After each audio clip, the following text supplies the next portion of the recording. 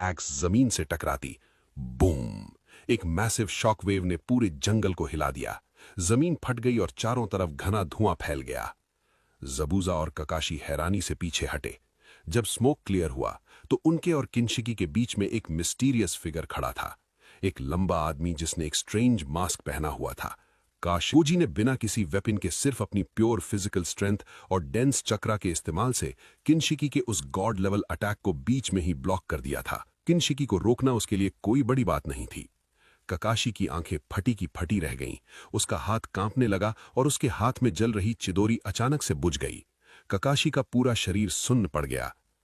ककाशी अपने मन में पूरी तरह शॉक्ड और सॉफ्ट पड़ते हुए, ये चक्रा, ये प्रेजेंस, इम्पॉसिबल। ये तो बिल्कुल मास्टर जिराया जैसा फील हो रहा है। लेकिन ये मास्क्ड स्ट्रेंजर कौन है?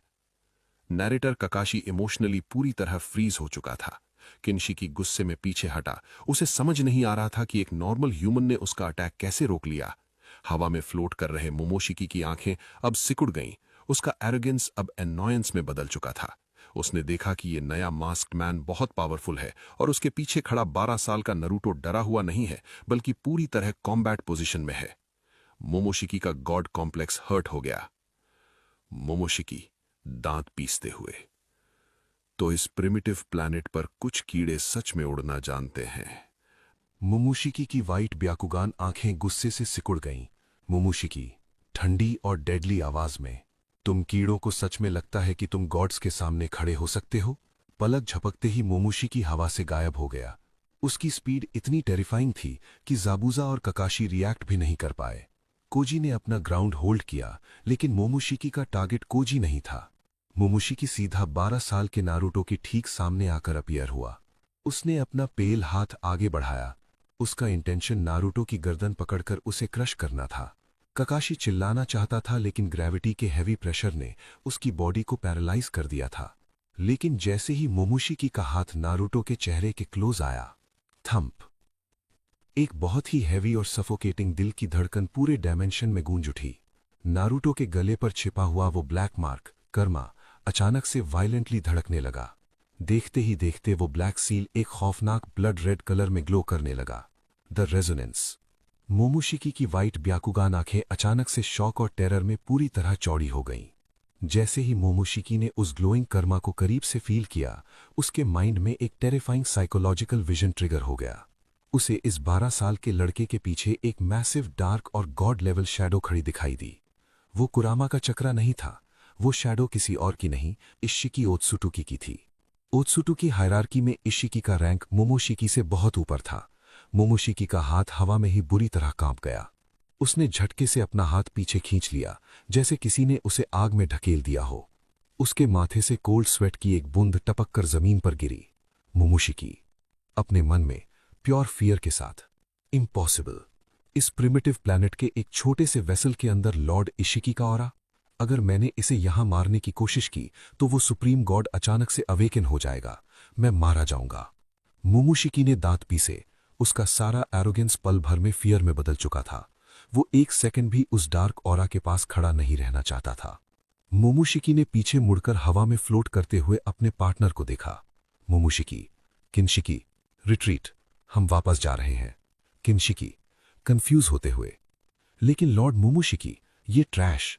मोमोशिकी गुस्से से चिल्लाते हुए, मैंने कहा रिट्रीट। ये सॉइल पहले से ही किसी सुपीरियर गॉड के पॉइजन से भरी हुई है। हम यहां अपना टाइम वेस्ट नहीं करेंगे। किंशिकी ने तुरंत अपनी रेड एक्स को गायब किया। हवा में एक massive black dimensional portal open हुआ और पलक झपकते ही दोनों ओत्सुटुकी उस अंधेरे में गायब हो गए। पोर्टल एक झटके में क्लोज हो गया। आसमान वापस नॉर्मल हो गया। ग्रेविटी का वो भारी प्रेशर एकदम से वैनिश हो गया। जंगल में अब एक डेथली साइलेंस छा गया था। कशिन कोजी ने स्थिति को शांत देखा और बिना एक भी शब्द बोले एक स्मोक बॉम्ब के धुएं के साथ वापस शैडोज में गायब हो गया। ककाशी उसे रोक भी नहीं पाया। अब उस टूटे हुए मैदान में सिर्फ 3 लोग बचे थे, जाबुजा, ककाशी और नारुतो। ककाशी पसीने से पूरी तरह भीगा हुआ था। उसका दिल बहुत तेजी से धड़क रहा था। वो हांफते हुए धीरे से नारुतो की तरफ मुड़ा। ककाशी का दिमाग अभी भी उसे यही बता रहा था कि नारुतो अब हमेशा की तरह जमीन पर गिर जाएगा, डर से रोने लगेगा और एक इडियट की तरह एक्टिंग करके उसे बेवकूफ बनाने की कोशिश करेगा। ककाशी मेंटली प्रिपेयर हो रहा था कि अब नारुतो कहेगा सेंसे, वो क्रीपी लोग कौन थे, लेकिन इस बार ऐसा कुछ नहीं हुआ। नारुतो धीरे से मुड़ा। उसके चेहरे पर वो गूफी बेवकूफों वाली स्माइल नहीं थी। उसका वो लाउड इडियट मास्क हमेशा के लिए उतर चुका था। नारुतो ने अपनी कोल्ड डेड नीली आंखों से सीधा ककाशी की शारिंगान में देखा। उस एक कागे लेवल स्टेयर में बिना कुछ बोले नारुतो ने अपना सीक्रेट रिवील कर दिया था। ककाशी के रोंगटे खड़े हो गए। उसे फाइनली रियलाइज हो गया। इतने सालों से एकेडमी में, बेल टेस्ट में और इस मिशन में सामने खड़ा ये लड़का कोई नॉर्मल गेनिन नहीं था। ये एक टेरिफाइंग गॉड लेवल मॉन्स्टर था जो छिपकर उन्हें ऑब्जर्व कर रहा था। अब कोई नाटक नहीं बचा था। डिमेंशनल पोर्टल के क्लोज होते ही जंगल में छाई हुई वो हैवी ग्रेविटी वापस नॉर्मल हो गई, लेकिन हवा में टेंशन अभी भी किसी शार्प कुनाई की तरह चुभ रही थी। ज़ाबुज़ा पसीने से पूरी तरह भीगा हुआ था। उसने अपनी क्रैक्ड कुबिकिरीबोचो को नीचे किया। एक ट्रू असैसिन को हमेशा पता होता है कि कब लड़ना है और कब रिट्रीट करना है। ज़ाबुज़ा ने नारुतो की उन डेड आंखों को देखा और फिर ककाशी की तरफ मुड़ा। ज़ाबुज़ा, ककाशी, मुझे सच में नहीं पता कि तुमने लीफ विलेज में ये कौन सा मॉन्स्टर पाल रखा है, लेकिन मैं बेवकूफ नहीं हूं। इन गॉड लेवल मॉन्स्टर्स को अपनी आंखों से देखने के बाद मुझे समझ आ गया है कि मैं तुम लोगों के साथ लड़कर कभी नहीं जीत सकता। ज़ाबुज़ा ने अपनी मैसिव स्वॉर्ड पीठ पर रखी और अपने पार्टनर की तरफ देखा। हाकू, हमारा मिशन यहीं खत्म होता है, हम जा रहे हैं। बिना कोई और फाइट किए ज़ाबुज़ा और हाकू उस घने मिस्ट के अंधेरे में हमेशा के लिए गायब हो गए। अब उस टूटे हुए मैदान में सिर्फ टीम 7 बची थी। सासुके अभी भी जमीन पर बैठा था। उसका पूरा शरीर कांप रहा था, लेकिन ये कांपना डर की वजह से नहीं था, ये प्योर जेलसी और फ्रस्ट्रेशन था। सासुके अपनी डार्क आंखों से नारुतो को घूर रहा था। उसके दिमाग में एक ही सवाल हथौड़े की तरह वार कर रहा था। सासुके अपने मन में दांत पीसते हुए और अपनी फिस्ट्स को टाइट करते हुए, ये लूजर, ये अचानक से इतना पावरफुल कब बन गया? अकेडमी में तो ये एक नाकारा बेवकूफ था। इसने मेरे सामने उस मैसिव स्वॉर्ड को सिर्फ एक कुनाई से रोक लिया। इम्पॉसिबल। मैं एक इलीट उचूहा हूं, मुझसे सुपीरियर कोई नहीं हो सकता। सासुके के अंदर जेलसी की एक नई खौफनाक आग जल चुकी थी। उसी वक्त ककाशी धीरे से आगे बढ़ा। उसकी शारिंगन अभी भी एक्टिव थी। ककाशी को अब किसी नाटक या झूठ की उम्मीद नहीं थी। वो सच जानना चाहता था। लेकिन इससे पहले कि ककाशी कोई सवाल पूछता, 12 साल के नारुतो ने अपनी ठंडी नीली आंखों से सीधा ककाशी की आंखों में देखा। कोई बचपना नहीं था। नारुतो का वो इडियट मास्क पूरी तरह उतर चुका था। नारुतो बहुत ही काम और कोल्ड आवाज में, बिना पलक झपकाए, सॉरी ककाशी सेंसे, लेकिन मैं अभी आपको कुछ नहीं बता सकता। ककाशी के रोंगटे खड़े हो गए। ककाशी अभी कुछ रिएक्ट करने ही वाला था कि तभी हवा का प्रेशर अचानक से फिर बदल गया। ककाशी के ठीक पीछे स्पेस एक अजीब से स्पाइरल भंवर की तरह डिस्टॉर्ट होने लगा। कमुई। ककाशी ने तुरंत मुड़कर अपनी कुनाई निकाल ली। नारुतो की आंखें सिकुड़ गईं, क्योंकि वो इस स्पेस टाइम जुत्सु को बहुत अच्छे से पहचानता था। उस ट्विस्टिंग स्पेस के अंदर से एक डार्क क्लोक पहने हुए आदमी धीरे धीरे बाहर निकला। उसके चेहरे पर एक ऑरेंज स्पाइरल मास्क था, जिसमें से सिर्फ एक शारिंगन आंख चमक रही थी। ओबितो उचूहा आ चुका था और अब वो खुद इस जिनचुरिकी का सच जानने के लिए बैटलफील्ड पर आ गया था। ओबितो, तो यही वो जगह है जाकरा लीक हुआ था। मुझे सच में उम्मीद नहीं थी कि 9 टेल्स का जिनचुरिकी इतने गहरे राज छुपाए बैठा होगा। ओबितो उचीहा अपनी चमकती हुई शारिंगन के साथ बैटलफील्ड पर खड़ा था। नारुतो बिल्कुल साइलेंट था। उसने धीरे से अपने निंजा पाउच से एक कुनाई निकाली और पूरी स्पीड से ओबितो की तरफ थ्रो कर दी। लेकिन वो कुनाई ओबितो को हिट करने के बजाय उसके साइड से होकर निकल गई। ओबितो ने एक एरोगेंट हंसी हंसी, तुम्हारा एम बहुत खराब है किड, मुझ पर ऐसे वीक अटैक्स वर्क नहीं करते। लेकिन ओबितो को यह नहीं पता था कि वो कुनाई नॉर्मल नहीं थी, उस पर स्पेशल ब्लैक सील्स लगे हुए थे। जैसे ही वो कुनाई ओबितो के साइड से गुजरी, नारुतो अपनी जगह से वैनिश हो गया। Yellow flash. ककाशी की सांस अटक गई। ओबितो के ठीक साइड में नारुतो अचानक अपीयर हुआ। उसके हाथ में चाकरा का एक वायलेंटली स्पिनिंग ब्लू स्फीयर था, रासेनगान। नारुतो ने वो रासेनगान सीधा ओबिटो के शोल्डर पर स्लैम कर दिया। ओबिटो ने तुरंत अपनी कमुई एक्टिवेट कर दी।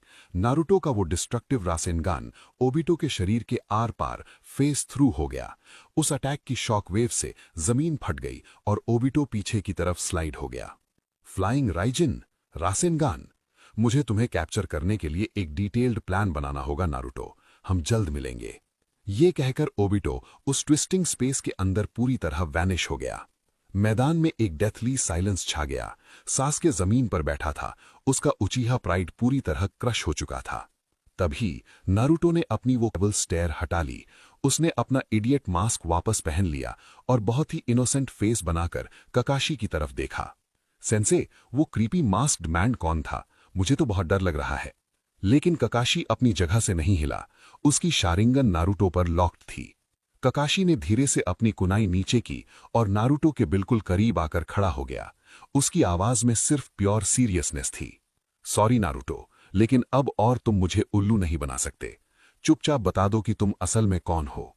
नारुतो की वो इनोसेंट फेक स्माइल अचानक से गायब हो गई। ककाशी ने फाइनली उसका झूठ पकड़ लिया था। नारुतो कुछ बोलने ही वाला था कि तभी पेड़ों की शैडोज के बीच से अचानक उनके बिल्कुल साइड में अपीयर हुई।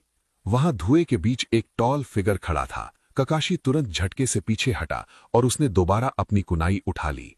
लेकिन ककाशी कोई जूत्सु यूज करता उससे पहले ही कोई ने बहुत स्पीड में एक हैंड साइन बनाया। सूश! जमीन पर एक massive glowing green ceiling formula फैल गया। वो फॉर्मूला सीधा ककाशी, सास्के और साकुरा के पैरों के नीचे से गुजरा। पलक झपकते ही तीनों की आंखें वाइट हो गईं और वो बिना कोई आवाज किए जमीन पर गिर गए, डीपली अनकॉन्शियस। रिलैक्स, मैंने इन्हें कोई नुकसान नहीं पहुंचाया है। मैंने बस एक हाई लेवल जूत्सु से इनकी मेमोरी वाइप कर दी है। इनके दिमाग से मोमोशिकी, किनशिकी, ओबिटो और तुम्हारे सारी मेमोरीज हमेशा के लिए इरेज हो चुकी हैं। मैंने इनके दिमाग में एक फेक मेमोरी प्लांट कर दी है कि जाबुजा और हाकू एक नॉर्मल फाइट के बाद अपनी हार मानकर यहां से रिट्रीट कर गए हैं। जब ये होश में आएंगे तो इन्हें असलियत का कुछ याद नहीं होगा। तुम्हारी रियलिटी अभी भी एक सीक्रेट है, 7th होकागे। जंगल की ठंडी जमीन पर ककाशी ने धीरे से अपनी शारिंगान आंख खोली। का जंजुत्सु पूरी तरह खत्म हो चुका था। ककाशी, सास्के और साकुरा जमीन से उठे। उनके दिमाग में सिर्फ एक ही मेमोरी थी। जबूजा को रियलाइज हो गया था कि वो ककाशी से नहीं जीत सकता, इसलिए वो हाकू के साथ फॉग में रिट्रीट कर गया। टीम 7 ने बिना किसी और बड़े खतरे के वेव कंट्री का मिशन कंप्लीट किया। ताजुना का ब्रिज बन गया और वो लोग वापस हिडन लीफ विलेज लौट आए। लेकिन ककाशी के एलीट जोनिन इंस्टिंक्ट्स उसे अंदर ही अंदर परेशान कर रहे थे। होकागे ऑफिस में ककाशी 3rd होकागे हिरुजन के सामने खड़ा था। उसने अपनी मिशन रिपोर्ट सबमिट कर दी थी। मिशन सक्सेसफुल रहा लॉर्ड होकागे। जबूजा रिट्रीट कर गया था। रिपोर्ट देने के बाद ककाशी ऑफिस से बाहर आ गया, लेकिन उसका दिमाग शांत नहीं था। उसकी मेमोरी में सब कुछ नॉर्मल था, लेकिन उसका सबकॉन्शियस माइंड चीख चीख कर कह रहा था कि उस फॉग वाले जंगल में कुछ बहुत ही टेरिफाइंग हुआ था और उसका शक सिर्फ एक इंसान पर जा रहा था, नारुतो। शाम का वक्त था। हिडन लीफ विलेज में सूरज ढल रहा था। नारुतो अपने अपार्टमेंट की तरफ पैदल जा रहा था। वो रास्ते में अपने हाथ पीछे रखकर एक नॉर्मल बेवकूफ गेनिन की तरह हमिंग कर रहा था। लेकिन 7th होकागे के सेंसेस बहुत शार्प थे। नारुतो बिना पीछे मुड़े भी फील कर सकता था कि पेड़ों के शैडोज में से कोई उसे छुपकर ऑब्जर्व कर रहा है। वो चाकरा ककाशी का था। नारुतो समझ गया कि कोजी का जंजुत्सु 100% परफेक्ट होने के बावजूद ककाशी जैसे जीनियस निंजा की गट फीलिंग को पूरी तरह इरेज नहीं कर पाया था। नारुतो ने कोई रिएक्शन नहीं दिया। वो अपनी गूफी चाल चलता रहा। अचानक स्विश! ककाशी पेड़ों से नीचे उतरा और सीधा नारुतो के सामने आकर खड़ा हो गया। नारुतो ने तुरंत पीछे हटने की और एकदम से डरने की एक्टिंग की। वाह ककाशी सेंसे, आप डरा ही देते हो। आप मुझे यहां फॉलो क्यों कर रहे हो? ककाशी ने कुछ नहीं कहा। उसकी आधी ढकी हुई आंख से वो नारुतो को बहुत डीपली ऑब्जर्व कर रहा था। दोनों के बीच कुछ सेकंड्स के लिए एक भारी अनकंफर्टेबल साइलेंस छा गया। उसने अपनी पॉकेट में हाथ डाला और एक पेपर निकाला। ककाशी ने वो पेपर धीरे से नारुतो की तरफ बढ़ा दिया। वेव कंट्री के मिशन में तुम्हारी सर्वाइवल इंस्टिंक्ट्स नॉर्मल से बेटर थीं। लीफ विलेज में जल्द ही कुछ बहुत बड़ा शुरू होने वाला है। ये चुनिन एग्जाम्स का एप्लीकेशन फॉर्म है। नारुतो ने वो पेपर अपने हाथ में लिया। उस एक मोमेंट के लिए नारुतो की वो गूफी बेवकूफों वाली स्माइल रुक गई। उसकी नीली आंखों में एक शार्प चमक आई। वो जानता था कि चुनिन एग्जाम्स में गारा, ओरोचिमारू और दूसरे डेंजरस एनिमीज आने वाले हैं। और सबसे चुनिन एग्जाम्स का फर्स्ट फेज रूम 301 में शुरू हो चुका था, द रिटन टेस्ट। सामने खड़ा था ब्रूटल एग्जामिनर इबिकी मोरिनो। इस टेस्ट का असली गोल क्वेश्चन सॉल्व